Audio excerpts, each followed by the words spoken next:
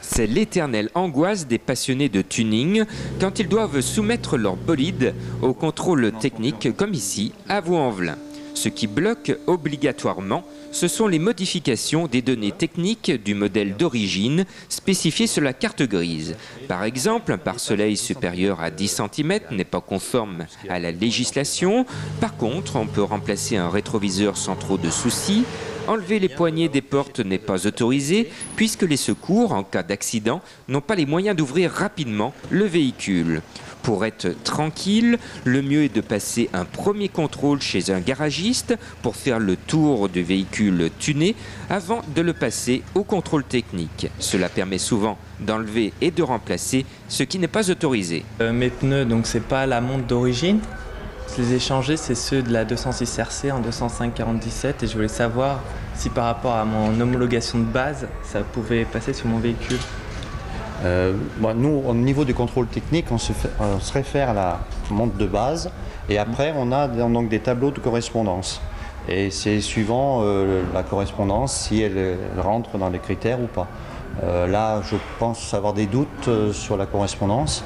Des pneus trop larges peuvent être facilement remplacés pour passer le contrôle technique, mais il ne faut pas se voiler la face. Les passionnés de tuning remodifient aussitôt leur véhicule après le feu vert du contrôle technique, mais ils s'exposent quand même au contrôle de police ou de gendarmerie avec parfois des amendes à la clé, surtout que leur véhicule attire l'œil des forces de l'ordre.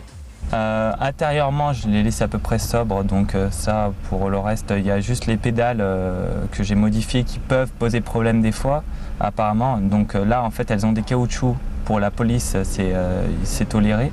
Certaines pédales, en fait, sont qu'en alu et on peut glisser, on peut avoir un accident. Alors, c'est une marque Renault, c'est un véhicule espace V6 des années 90. Devant, donc, on a des pare-chocs qui ont été changés et qui sont, donc, de fait, qui sont très grands et que la suspension est surbaissée. On a le problème de l'espace entre le sol et le pare-choc. Vous verrez souvent des véhicules en tuning qui prennent les routes en biais pour justement éviter toutes les dodanes, les déformations de route. Comme les néons au sol, ils éclairent juste le sol. Hein. Soi-disant que ça distrait les gens, mais quand on a une Ferrari, les gens ils sont aussi distraits en regardant la Ferrari que moi en regardant mes néons. Bon, il y a la présence de deux sorties d'échappement.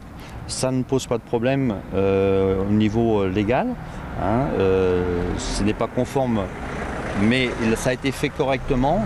Disons qu'il n'y a pas de souci à ce niveau-là. Par contre, il n'y a pas de poignée de haillons. Hein. Ça, c'est la même chose que sur les côtés. Et les feux ont été blanchis. Donc là aussi, on a une déformation de la lumière des feux. Et ça ne passe pas théoriquement au contrôle technique. Alors dessus, vous avez les suspensions qui ont été raccourcies, donc la hauteur de caisse a changé et on le voit bien, les ressorts sont rouges. Hein, mais on voit aussi que ça a été fait correctement, les ressorts et les amortisseurs sont en adéquation. Hein, et il n'y a pas de problème de fixation de ressorts et autres. On voit bien que ce n'est pas le pot d'origine, mais je pense que le client a l'homologation et donc là non plus, il n'y a pas de problème. Nous, ce qu'on vérifie surtout, c'est son étanchéité et sa fixation et la pollution du véhicule. Ce qu'il faut se rappeler, c'est qu'il faut quand même monter toujours des éléments homologués. Si le véhicule est bien joli, on a la tolérance. C'est bien cette tolérance des contrôles techniques et parfois de la police qui laisse entrouverte la porte à l'imagination des propriétaires de voitures tunées. Le bon conseil est de prévenir votre compagnie d'assurance sur les accessoires ajoutés et les modifications du véhicule. Cette voiture a été refusée pour ses pneumatiques et ses lumières non conformes. Son propriétaire a 2 mois pour repasser le contrôle technique. Olivier nous fait la totale. Ça va, Olivier? Ouais. Venez nous rejoindre. Enfin, viens nous rejoindre. Je crois qu'on se tutoie dans le monde du tuning. Hein. Ouais, tout à fait. Alors, qu'est-ce que c'est comme voiture? On va peut-être éteindre le moteur, je crois qu'on l'a bien entendu. Puis en même temps, ça fait des économies. On entend un peu de musique aussi. Il doit y avoir une sono, non? Qu'est-ce qu'il y a comme sono Une sono tout en focal, 33 kX, ampli Audisson. En gros, ça veut dire qu'on peut faire une discothèque à 100 mètres autour de la voiture? Pas à 100 mètres, mais bien à 30 mètres aux alentours. Ouais. 30 mètres, alors la sono, elle est dans le coffre? Ouais. On va peut-être la montrer aux téléspectateurs parce que ça doit être... c'est assez visuel, ça. Ah oui, d'accord. Donc là, qu'est-ce qu'on a? On a 2 subfocales, Les amplis d'arrière avec sous plexiglas. Des néons, ici. Ouais. Des petites boules gadgets, on peut toucher là. Les amplis sont juste derrière, 5 amplis derrière pour alimenter les subs. À peu près 150 décibels dans la voiture. 150 décibels dans la voiture. Ah bon? 150 décibels, ouais. Il vaut mieux pas être dans la voiture alors quand on le Un petit écran LCD ici, là, pour la démonstration des téléspectateurs quand on fait des démonstrations et on peut regarder des films, la télé, etc. Ah oui, ça c'est pas pour le confort personnel. Ah oui, parce que c'est une voiture qui fait des démonstrations. Alors qu'est-ce qu'on a à l'intérieur? Donc on a vu la partie sono. On peut montrer le moteur ou pas? Ouais, bien sûr. Ça, c'est un moteur de Golf 3 VR6 de 220 chevaux. Donc, au départ, il y avait combien de chevaux sur cette voiture? 60 et 65 chevaux, un 1,4 litre, c'était un 1,4 litre Seat. Donc 60 chevaux au départ et maintenant? On est passé en 2,9 litres VR6 synchro de 225 chevaux préparés avec les injecteurs modifiés, du RIT renforcé, kit d'admission directe, ligne inox complète. Alors, on aimerait bien savoir, d'abord, ça coûte combien? Ça a dû te revenir une fortune, ça, pour avoir une telle... À peu près 50 000 € d'investissement. Et on ne peut pas rouler de partout. Non. Ne serait-ce que par la bassesse du spoiler avant. 5 cm à l'avant, ouais. 5 cm, c'est vraiment limite. On peut passer de partout, il faut 8 cm à 9 cm. Il y a plusieurs sortes de tuning. Je crois qu'il y a le dub, c'est quoi? Dub style tuning. C'est des Français, le tuning français, mais pris sur les Américains. C'est des tuning un petit peu plus sobre que ça. Grosse jante, rabaissé, kit carrosserie sobre, peinture sobre. Et on fait ça pourquoi? Par passion? Pour s'amuser? C'est la passion du tuning, c'est comme toutes les autres passions. Hein. Le mec il a la passion pour la plongée, il fait sa plongée. Moi, nous c'est le tuning et puis terminé quoi. Et c'est chaque propriétaire qui bricole sa voiture ou il faut le faire faire par des spécialistes? Comment ça se passe? On s'y connaît dans la voiture, c'est nous qu'on fait. Alors, quel serait le premier conseil que tu pourrais donner à un jeune qui nous regarde et qui a envie d'avoir une belle voiture comme ça? C'est quoi? C'est d'y aller doucement au début? Ne fasse pas de crédit, surtout ça. Ouais. Comment il est dans la merde jusqu'au cou là. Moi, j'ai jamais fait de crédit, je suis allé petit à petit. Au bout de 5 ans, voilà le résultat quoi. Ça, c'est 50 travaux, 50 000 d'investissement et petit à petit quoi. Voilà, 50 000 €. Compte tenu le prix de la voiture, de l'achat de la voiture. Voilà, mais on va tout refaire encore cet hiver là. Ah bon? Ouais, on va tout refaire la peinture cet hiver. Juste la peinture? Ouais, juste la peinture. On va refaire toute la peinture extérieure et intérieure, je pense. Et vous êtes nombreux à Lyon? Il y a des clubs? C'est l'endroit de la France où il y a plus de tuning, c'est la région lyonnaise, la région Rhône-Alpes quoi. C'est là où il y a vraiment le plus de tuning sur le territoire français. Ah ouais. On est trois collègues. Avant j'étais dans un club, mais les clubs, ça je jalouse trop, c'est trop le bordel. J'ai tout arrêté les clubs. Mais bon voilà, autrement là le High Power, là le M-Side, là le... moi je te propose de découvrir l'Eden Tuning Club, je sais pas si tu le connais. L'Eden Tuning Club, je le connais très bien, ouais, Clément. Ouais. Voilà. Jean-Marc Roffa est allé le rencontrer pour Vide-Quartier. Évidemment, ils se sont donné rendez-vous sur un parking. Je crois que c'est des choses qu'on fait souvent dans le milieu du tuning. Tout à fait. Ouais. On se donne rendez-vous sur un parking. Je vous propose d'assister à ce rendez-vous et à cette réunion de voitures tunées avec l'Eden Tuning Club. Non, mais je le connais très très bien. Ah ouais, c'est un très grand ami à moi. On va lui passer le bonjour. Ah oui. Il est dans Vide-Quartier lui aussi.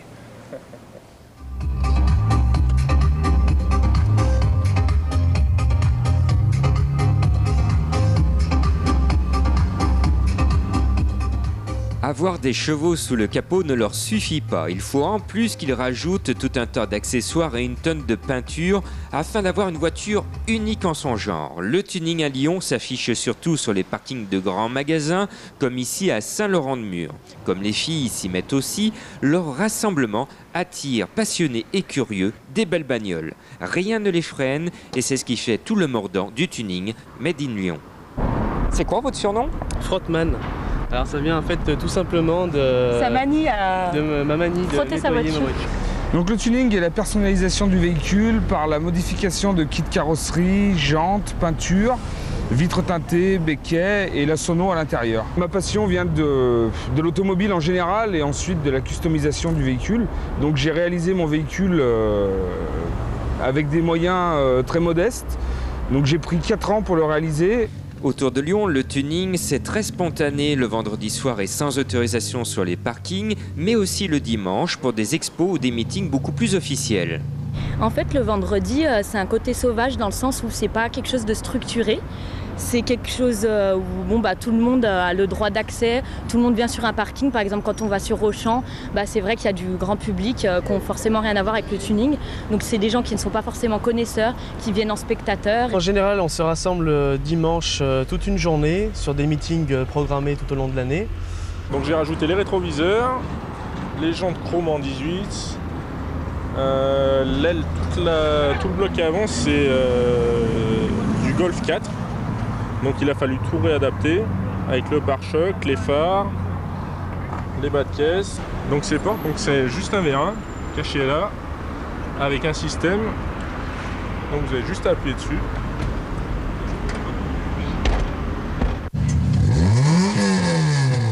C'est vrai que c'est une passion qui coûte de l'argent, qui prend du temps. Par exemple pour les jantes, rien que les jantes, il y en a pour 1300 € à peu près. Aimer la voiture, déjà il faut être passionné, déjà avant tout. Être passionné et puis à la limite y faire petit à petit, mais carrément faire vraiment bien au niveau des définitions. Ouais. Et avec mon père en fait qui est mécano professionnel, on a adapté un turbocompresseur de Golf TDI avec un échangeur d'air qui se trouve ici. Alors l'Eden Tuning Club est une association qui a été fondée le 9 septembre 2003. Nous organisons un meeting tous les ans, nous avons déjà fait 2 meetings et le 3e est prévu éventuellement pour 2009. Quand je serai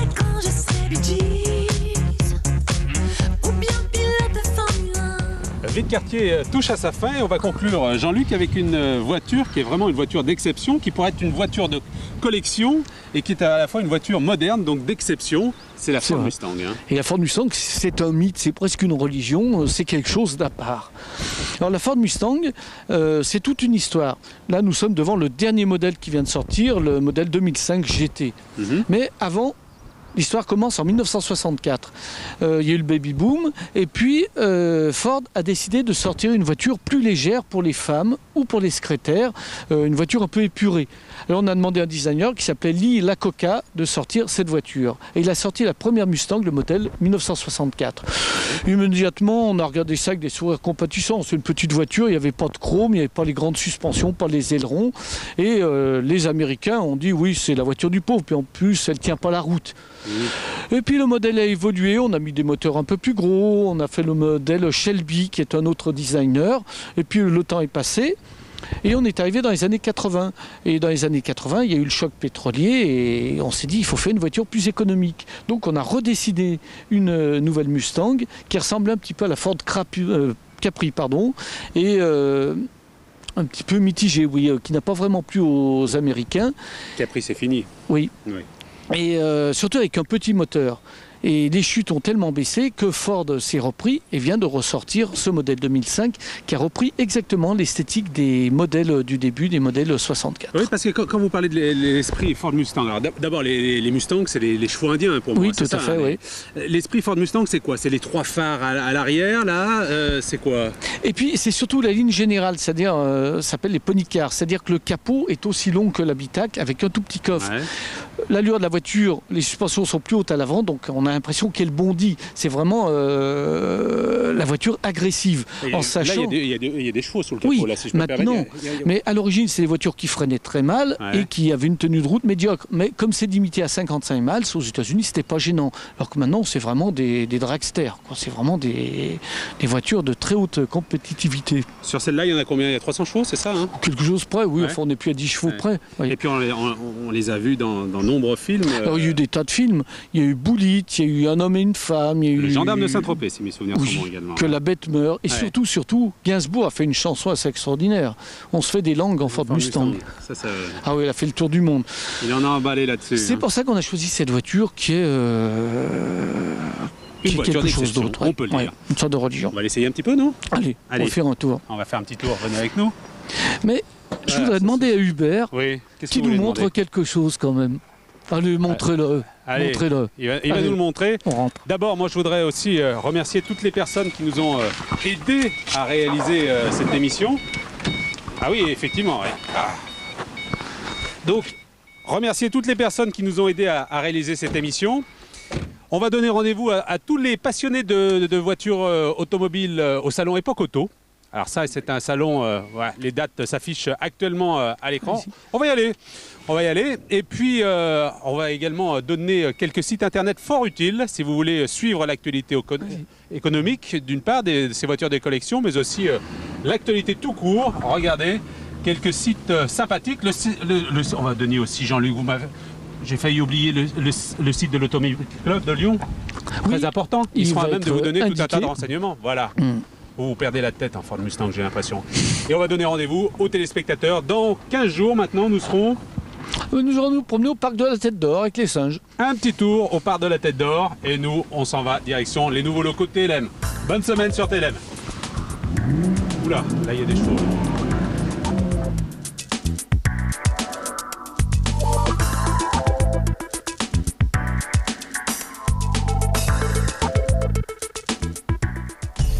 C'était Vie de quartier avec Leclerc Lyon-Chanvert. Leclerc Lyon-Chanvert,